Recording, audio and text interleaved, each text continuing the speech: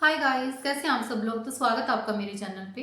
आज की जो वीडियो का टॉपिक है कि अगर आपका पित्त भड़का हुआ है यानी आपका पित्त अनबैलेंस है तो आपकी झाइयाँ कभी ठीक नहीं होंगी।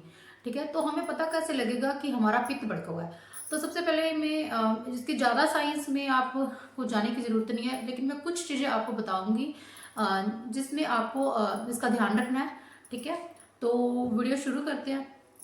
हमारा जो शरीर तीन तीन प्रकृति से बना हुआ है, वात पित्त कफ।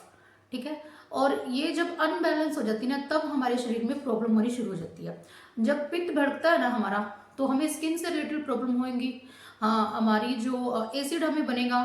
ठीक है, जितनी भी प्रॉब्लम स्किन से, चाहे आपके फ्रैकल्स है, अनइवन स्किन टोन है, स्कार्स है, झाइयाँ हैं, चेहरे का कालापन है, डार्क सर्कल है, कोई भी स्किन की प्रॉब्लम है या फंगल इन्फेक्शन है तो वो आपके पित्त भड़कने से होती है। ठीक है, तो आपको जो आप इतना तरह कुछ अपने फेस पे लगा रहे हैं ना, ये सोच कर लगा रहे हैं कि इससे झाइयाँ ठीक हो जाएंगी, तो बिल्कुल भी इससे कभी भी झाइयाँ आपकी अगर बढ़ रही है ना तो नहीं ठीक होने वाली। क्योंकि आपको क्या करना है, आपको अगर आपकी प्रॉब्लम बढ़ती जा रही है ना, नहीं ठीक हो रही, तो आपको इसकी जड़ तक जाने की जरूरत है। आपको ये पूरी साइंस जाननी पड़ेगी कि आपके शरीर में क्या चीजें चल रही हैं, क्या प्रॉब्लम चल रही है आपके शरीर में। तो बात करते हैं वात पित्त और कफ की। जो हमारा शरीर तीन प्रकृति का, जैसे मैंने आपको बताया, तो सुबह के टाइम हमारा जो सुबह 4 बजे से लेकर 6 बजे तक हमारा जो शरीर कफ बढ़ता है हमारे शरीर में।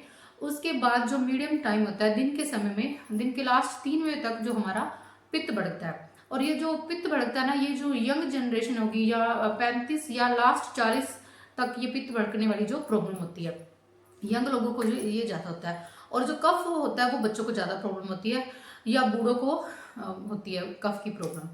तो ये जो आपकी झाइयाँ नहीं जा रही ना, तो इसका एक कारण आपका पित्त भड़कना भी हो सकता है, या तो आपको एसिड बनता है। ठीक है, आपकी बॉडी जो एसिडिक होगी है, आपकी बॉडी को एल्कलाइन होने की जरूरत है, और एल्कलाइन जो आपकी बॉडी होगी वो सिर्फ और सिर्फ डाइट्स होगी। ठीक है, मैं जो वीडियो में डाइट बताती हूँ, ये मेरी डाइट जो ठंडी तासीर की और गर्म तासीर की इसमें चीज़ें है, यानी कि ये बैलेंस डाइट है।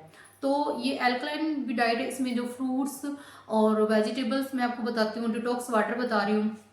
डिटॉक्स वाटर में मेथी दाना, अजवाइन होगी और जीरा होगी, ये आपके जो पित्त को ना भड़कने नहीं देती, ये बैलेंस रखती है। जब इन डिटॉक्स वाटर को आप सुबह के टाइम यूज़ करते हो अपनी डाइट में, पानी बनाकर जब इनका पीते हो। तो एक आंवला जो मैं बता रही हूँ जूस में। ठीक है, आंवला जो है ना, आंवला भी जो पित्त को भड़कने नहीं देता। ठीक है, आंवला जो पित्त को कंट्रोल में रखता है, अनबैलेंस नहीं होने देता, तो आपको ये अपनी डाइट में जरूर शामिल करना है। ठीक है, तो वात वाले जो वात जिसको हम वायु भी कहते हैं, वात वाले रोग जो ना ज़्यादातर 40 या 45 के बाद शुरू हो जाते हैं। जैसे घुटनों में दर्द होना शुरू हो जाता है, जोड़ों में दर्द होना शुरू हो जाता है, कमर में दर्द, गठिया हो रही है, अर्थराइटिस हो रहा है, तो ये सब वात के रोग हैं। ठीक है, तो आपको अपनी बॉडी को पहचानना है, देखना है। ठीक है, तो आपको जो ये डाइट है जो मैंने बताई हुई है, ये डाइट आपको फॉलो करनी है जी।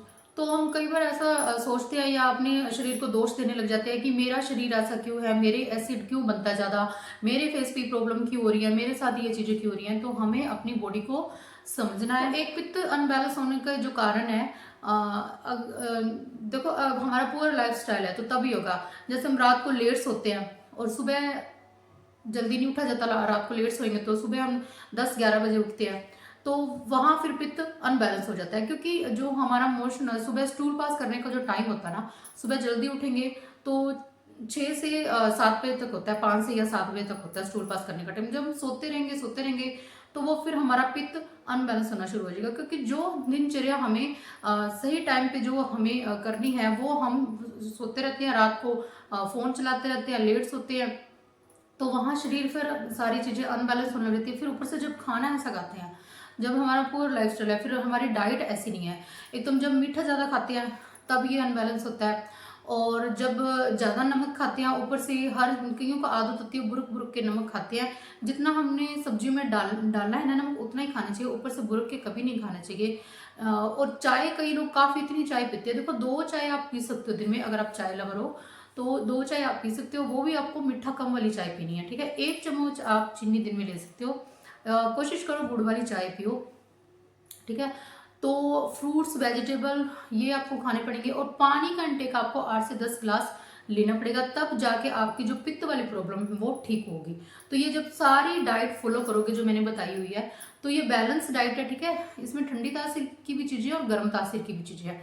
तो ये पूरी डाइट सुबह से लेकर शाम तक फॉलो करोगे तो आपकी पित्त वाली प्रॉब्लम जो खत्म हो जाएगी। और जब ये पित्त वाली प्रॉब्लम खत्म हो जाएगी तो आपके चेहरे की पिगमेंटेशन भी जानी शुरू हो जाएगी, आपके चेहरे पर ग्लो आना शुरू हो जाएगा। तो आपको जड़ तक जाना है, ठीक है। ऊपर से चीज़ें नहीं अप्लाई करनी, कोई भी ऐसा कुछ भी नहीं लगाना किसी की वीडियो सुन के, या कोई भी ऐसे जो पैक लगा रहे हो, ठीक है, तो वो आपको बंद कर देने हैं। डाइट फॉलो करनी है। और विंटर का सीजन स्टार्ट हो गया है। इस सीजन में जो आपकी ना पसीना आता है और आपकी जो रिकवरी है ना वो बहुत जल्दी होती है। और दूसरा, जब आप डाइट फॉलो करते हो तो ये सब संभव हो जाती है आपकी जो प्रॉब्लम ठीक होना। तो उम्मीद है आज की वीडियो आपको समझ आ गई होगी। तो मेरे चैनल को सब्सक्राइब जरूर कीजिए, मुझे कमेंट कीजिए और मेरी वीडियो को लाइक जरूर कीजिए। तो मिलते हैं आपसे अपनी नेक्स्ट वीडियो में, तब तक के लिए बाय बाय।